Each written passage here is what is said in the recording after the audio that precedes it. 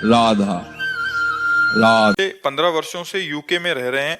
मर्जी कह रहे हैं कि आजकल जहां हम बिजनेस या कोई भी नौकरी करते हैं वहां ऐसा वातावरण हो गया कि राजनीति, एक दूसरे का श्रेय को हरण करना, शक्ति संघर्ष देखने को मिलता है, विशेषकर उच्च स्तरों में। भले ही कोई इन सबसे दूर हो, फिर भी कई बार परिस्थितियां ऐसी बन जाती हैं कि व्यक्ति को स्वयं को बचाने के लिए इसमें सम्मिलित होना पड़ता है। कई मायनों में महाराज जी मुझे कभी कभी लगता है कि भगवान श्री कृष्ण उस उपदेश की याद दिलाते हैं जो अर्जुन जी को भगवत गीता में दी थी कि जीवन के प्रत्येक युद्ध में हमें खड़ा होना और लड़ना पड़ता है, भले ही मन ना चाहते। तो इस विषय में महाराज जी आपका विचार क्या है? नहीं, इसमें ध्यान ये देना है कि हमें धर्म में लड़ना है, अधर्म का त्याग करना है। अधर्म में हमको पक्षपात लेकर लड़ना कभी नहीं। देखो, भीष्म जैसे बाल ब्रह्मचारी, द्रोणाचार्य जैसे आचार्य, अश्वत्थामा, कृपाचार्य, ऐसे महापुरुष हैं जो एक एक पूरे विश्व को अकेले जीत सकता है, लेकिन सबको भगवान ने परास्त करवाया अर्जुन जी के द्वारा। अर्जुन जी धर्म पक्ष में है और वो अधर्म के पक्ष में है। तो हमें युद्ध तो करना है, लेकिन हम पक्ष किसका ले रहे हैं ये देख करके।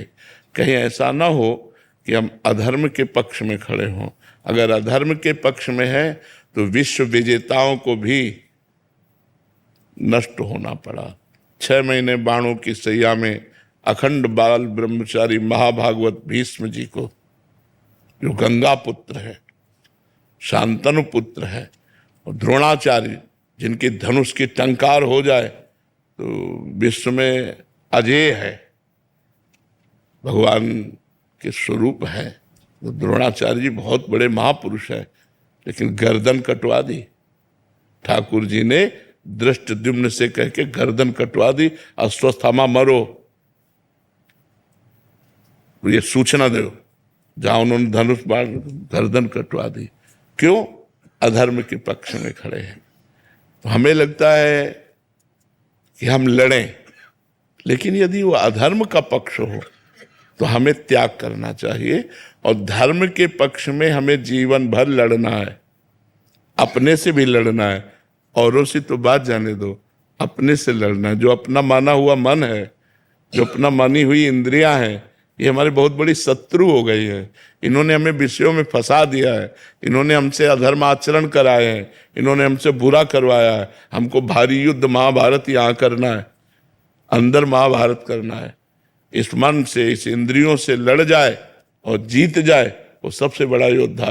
तो हमारी बाहरी भी लड़ाई है, हमारी आंतरिक भी लड़ाई है, पर हम विजय को प्राप्त तभी होंगे यत्र योगेश्वरः कृष्णो यत्र पार्थो धनुर्धरा तत्र श्री विजयो भूतिर्ध्रुवा नीतिर्मतिर्मम।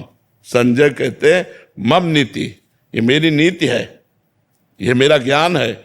मैं ये कहता हूं जहां श्री कृष्ण है और जहां अर्जुन है वहां निश्चित विजय की प्राप्ति होगी।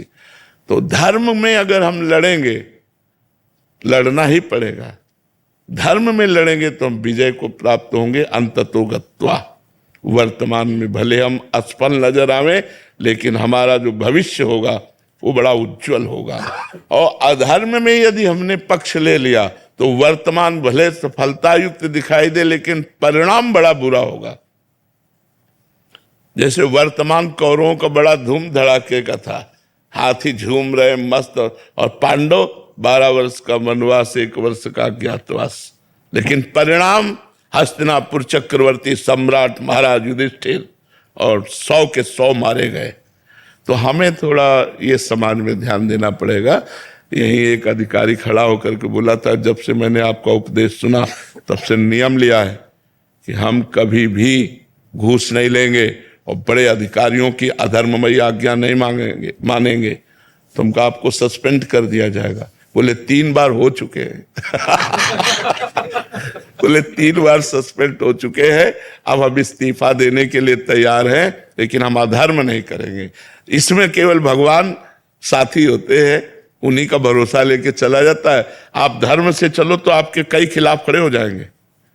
किसी भी डिपार्टमेंट में हो, आप ईमानदारी से अपने पद का, कर्तव्य का पालन करना चाहें तो 10 आपके विरोध में खड़े हो जाएंगे, और आने दो और खाने दो तो 10 हाथ मिलाएंगे आपसे।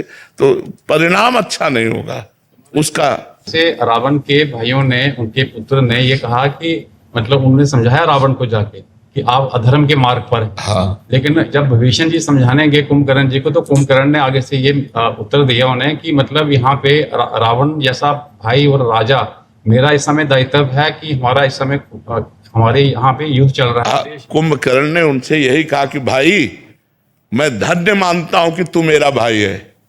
पूरी बात कहो। कुंभकर्ण ने कहा मैं धन्य मानता हूं विभीषण कि तू मेरा भाई है, और तू धन्य हुआ कि ऐसे धर्मद्रोही रावण का तूने साथ त्याग कर भगवान राम की शरण ली। पर भाई इस समय हट जा मेरे सामने से, क्योंकि मैं मदिरा पिए हुए हूं और मैंने रावण का अन्न खाया है, और वो मेरा भाई भी है, और मैं उसके पक्ष में खड़ा हूं। जाओ, नहीं तुम्हारा भी विनाश कर दूंगा। इस समय जाओ मेरे सामने से, क्योंकि मैं मदिरा पान किए हूं और रावण के पक्ष में हूं। पहले उसने धन्यवाद दिया है, आप पढ़ कर देख लेना। पर जो वो ज्ञान है, लेकिन वो ज्ञान किस काम का? अगर मुड़ के खड़ा हो जाता वो और कह देता रावण कभी तेरा साथ नहीं दूंगा, राम का साथ दूंगा, अगर तू जानकी को वापस नहीं करता तो मैं तेरे से युद्ध करूंगा, वो डर जाता। मेघनाथ साथ न देता, कुंभकर्ण साथ न देता, जैसे विभीषण जी हट गए, ऐसे बड़े बड़े अगर हट जाते तो रावण घुटने पे आ जाता। लेकिन इन बड़े बड़े ने साथ दिया तो बड़े बड़ों को मिट्टी में मिला दिया भगवान ने। महाराज जी, जो हम चाहते हैं हमें ईश्वर नहीं देते तो मन में थोड़ा सा संशय होता है, हमें क्यों नहीं दिया, या जैसे हम चाहते थे वैसा देखो, क्यों नहीं एक बात मान लीजिए, ये हमारे ईश्वर की दुकान है। क्या दुकान में आप जाकर बोलो ये वस्तु हमें दे दो, वो आपको दे देगा? दुकान में वस्तु लेने के दो अधिकार चाहिए। पहला अधिकार अर्थ का, आपके पास रुपया होना चाहिए तो आप दुकान से वस्तु ले सकते हैं, या आप घर वाले होने चाहिए। घर वाले होने चाहिए तो घर वाले हैं तो आप गए, बोले भैया वो जरूरत है, जरा हमारे वो सामान देना, तो वो बिना तौल के उतने अपने जितने दे देगा, पैसे से मतलब नहीं। क्यों? क्योंकि घर वाला है। आप दो में से कौन हो? ना आप हरि के घर वाले बने और ना आपके पास तपस्या रूपी धन है, तो आपकी कामना कैसे पूर्ति हो जाए? आप बोलिए, कैसे पूर्ति हो जाए? मेरे ईश्वर की दुकान में है सबका जीवन खाता। अब आप बोलिए कैसे आपकी कामनाएं पूर्ण हो? आप अनुष्ठान कीजिए, आप तपस्या कीजिए, आप भजन कीजिए और मांगिए, देखिए पूर्ण होती है कि नहीं होती। न तपस्या है, न भजन है, न साधना है, और न हरि को अपना मानते हो, तो फिर किस अधिकार से तुम्हें भगवान दे दें? क्यों दे दें तुम्हें? तुम ही प्यारे हो क्या? पूरा जगत उनका बच्चा है, जड़ चैतन्य सब उनका बच्चा है। तुम तो मांगना जानते हो, लेकिन पशु पक्षी कितनी योनियां जो बेचारे मांगना नहीं जानते, और हरि उनकी पूर्ति करते हैं कि नहीं करते? कौन सा? आप देखो पशु पक्षियों को देखो, कितने स्वस्थ पुष्ट एकदम सुंदर दिखाई देंगे। हरि सबका पोषण करता है, उसका जब चराचर जगत बच्चा है। लेकिन अगर मांग तो मांग दो से ही पूर्ति होती, या तो तुम्हारे पास धन हो या तुम दुकान वाले के घर वाले हो। तो आप हरि को यदि अपना मान करके प्यार करते हो तो मांगना बनता है, या इतनी तपस्या हो, आपके पास अनुष्ठान हो, जप हो, तो जो मांगोगे वो मिल जाएगा। अब दोनों में से एक भी नहीं है। लोगों को मांगना भी नहीं आता। ठाकुर जी के पास जाते हैं, बोलते हैं मैं एक भोग लगाऊंगा, हमारा काम कर दो। ठाकुर जी से मांगना भी नहीं आता। ठाकुर जी को ठाकुर जी मानो यार, प्रभु को प्रभु मानो, और अपना स्वामी मानो, अपना प्रीतम मानो, अपना यार मानो, तो अभी काम बनने लगे। आप क्या सोचते हो? आपके परिवार में कितने लोग हैं? परिवार में कितने लोग हैं? 13 तुझको अर्पण कर दो। क्या लागे मेरा, भी सारी बात बोल।